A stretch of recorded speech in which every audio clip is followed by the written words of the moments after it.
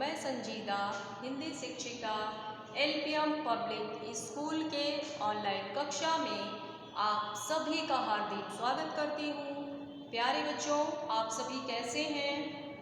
उम्मीद करती हूँ कि आप सभी अच्छे होंगे और खूब मेहनत से अपनी पढ़ाई कर रहे होंगे। तो बच्चों, जैसा कि इस समय कोरोना की दूसरी लहर आ चुकी है, तो आप सभी बच्चे घर में सुरक्षित रहें, आवश्यकता पड़ने पर ही बाहर निकलें और मास्क लगाकर सैनिटाइज करते हुए, ठीक है, एक सैनिटाइजर अपने पास रखे रहिए, उससे हाथ को बार बार एकदम साफ करते रहिए। और अगर जरूरी न हो तो घर से बाहर न ही निकलें, क्योंकि जब विद्यालय बंद किया गया है तो आप लोग घर में सुरक्षित रहें और पढ़ाई अपनी जारी रखें। ठीक है बच्चों, जैसा कि अब लाइव क्लास भी शुरू होने वाला है, तो आप सभी कोशिश कीजिए कि जल्दी से अपनी बुक और कॉपी ले लीजिए ताकि पढ़ने में आपको कोई समस्या न आए। ठीक है बच्चों, तो चलिए आज की कक्षा आरंभ करते हैं। आज हम सब अपनी पाठ्य पुस्तक परिवेश के कक्षा 5 के पाठ 4 प्रकरण है एक बूंद नामक कविता के अभ्यास के प्रश्नों को करेंगे।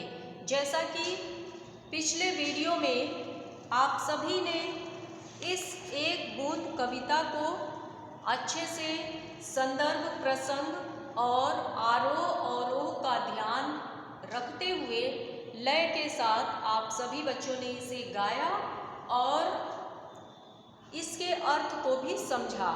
तो आज हम लोग क्या करने वाले हैं, इस कविता के अभ्यास के प्रश्नों को लिखने वाले हैं। ठीक है, तो चलिए इस कविता के बारे में थोड़ा सा और आप लोग को बता दें कि ये जो कविता है इसके रचयिता अयोध्या सिंह उपाध्याय हरिऔध जी हैं और इसमें उन्होंने बच्चों में आत्मविश्वास की भावना को बढ़ाते हुए कविता के माध्यम से प्रेरित किया है कि पहला कदम बढ़ाते हुए झिझक सभी को होती है, लेकिन मंजिल या लक्ष्य पर पहुंचने के लिए कदम बढ़ाना भी आवश्यक होता है। ठीक है बच्चों, तो इस कविता में इसी के बारे में बताया गया है कि जो बूंद होती है, बूंद तो बादलों का घर, बूंद का घर क्या होता है, बादल ही होते हैं, बादलों से ही बूंद निकलती है।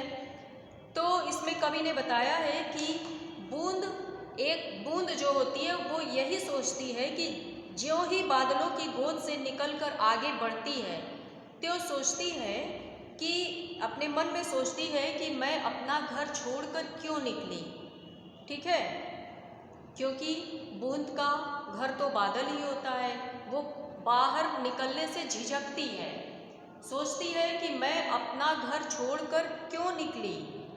तो बूंद ईश्वर से पूछती है कि हे ईश्वर, पता नहीं मेरे भाग्य में क्या लिखा है, मैं बचूंगी या धूल में मिल जाऊंगी या किसी दहकते हुए अंगारे में जल जाऊंगी या किसी कमल के फूल में टपक जाऊंगी।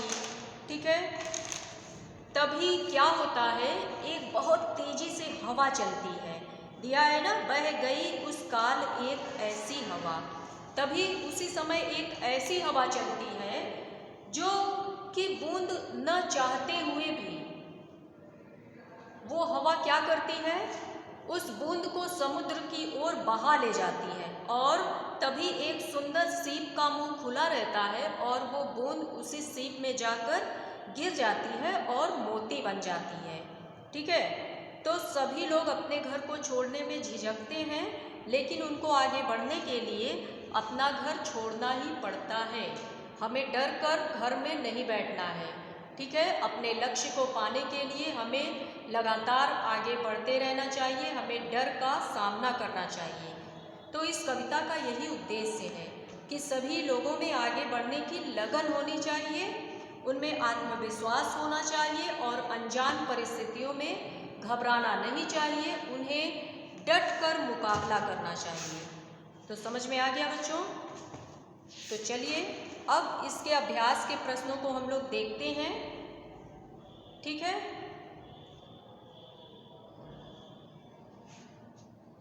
आप सभी बच्चे नोट कीजिए, बोर्ड पर लिखवाने जा रहे हैं।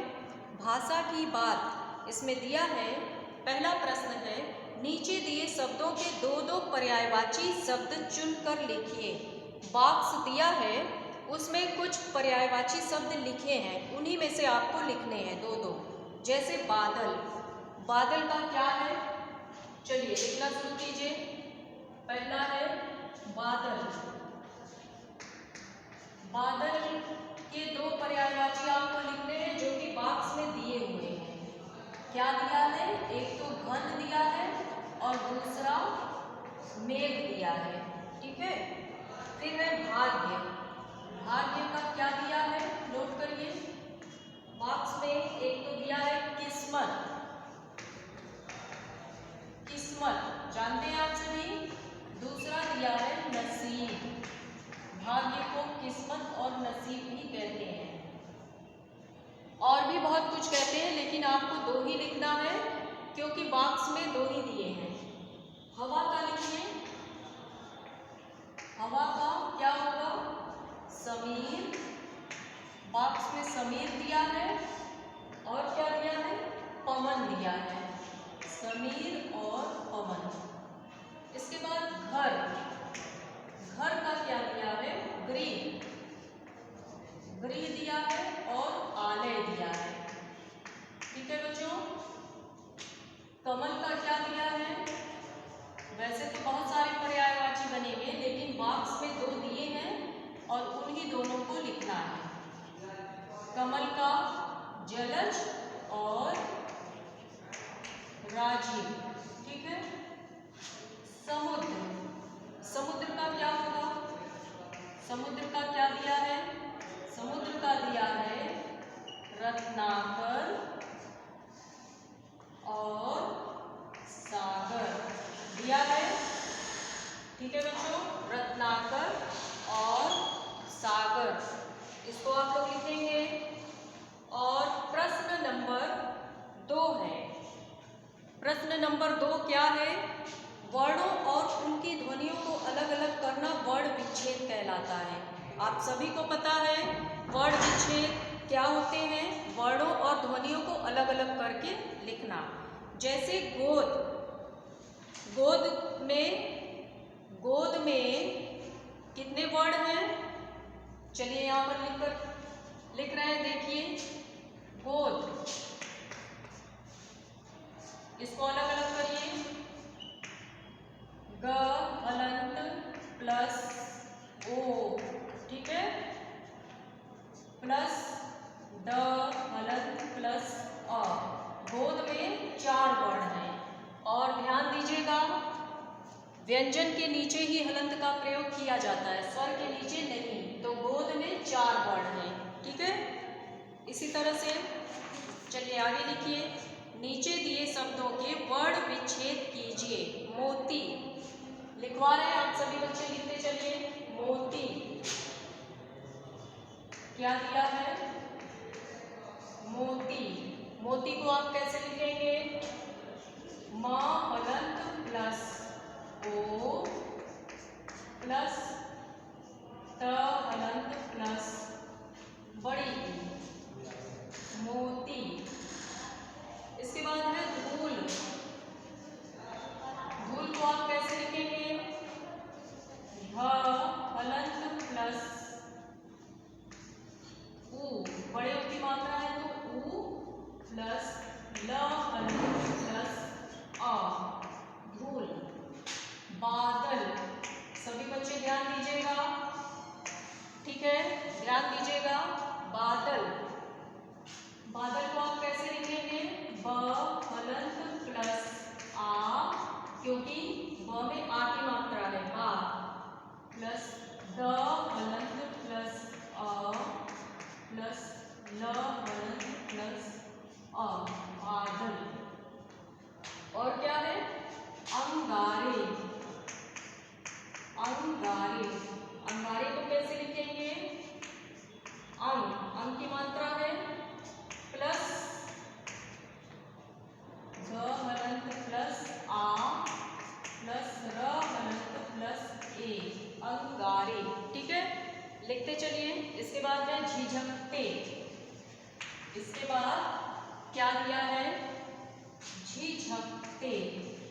सभी बच्चे ध्यानपूर्वक देखिएगा। झिझकते, झ व्यंजन है तो इसके नीचे हलंत प्लस छोटी ई की मात्रा है तो छोटी ई प्लस झ हलंत प्लस अ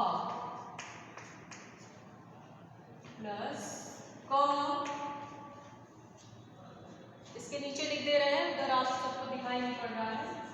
ठीक है, अ है ना, अ के बाद प्लस क हलंत प्लस अ, ठीक, प्लस ट हलंत प्लस ए। देखिए इसमें बहुत सारी मात्राएं हैं। झिझकते देखने में तो 4 ही लग रहा है, लेकिन इसमें कितने वर्ड हैं? 1 2 3 4 5 6 7 8 वर्ड हैं। ठीक है बच्चों, इसको आप लोग लिखिए। एक शब्द और दिया है अनमनी। चलिए इसको इधर लिख लीजिए, अनमनी। यहां पर लिखिए अनमनी। 4 है लेकिन वर्ड कितने हैं इसमें? लिखिए अ, ये तो स्वर है पहले ही, इसमें हलंत लगेगा नहीं। अ प्लस न हलंत प्लस अ, अन हो गया, प्लस म हलंत प्लस अ, म हो गया, प्लस नी, न हलंत प्लस बड़ी की मात्रा है तो बड़ी। 1 2 3 4 5 6 कितने वर्ड हुए अनमनी के? एक तो स्वर ही है।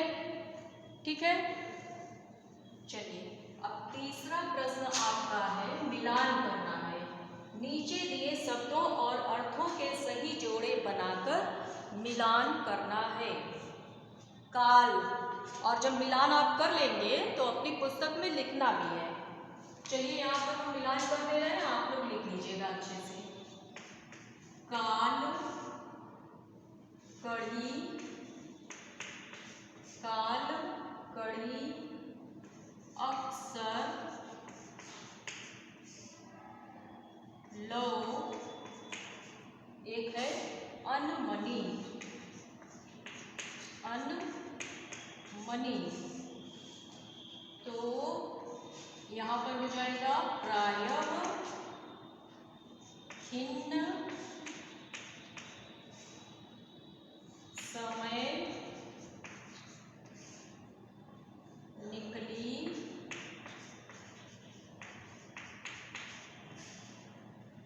समान। अब इसको आप लोग मिलान करेंगे अर्थ से।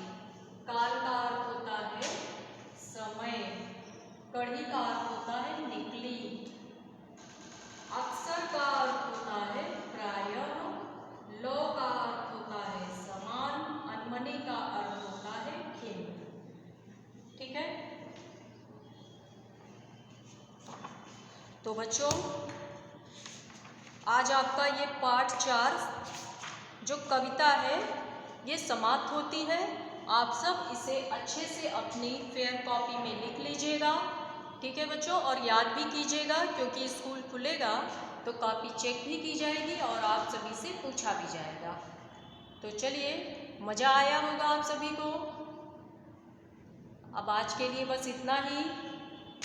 आप लोग स्वस्थ रहें, सुरक्षित रहें, प्रसन्न रहें। चलिए, धन्यवाद।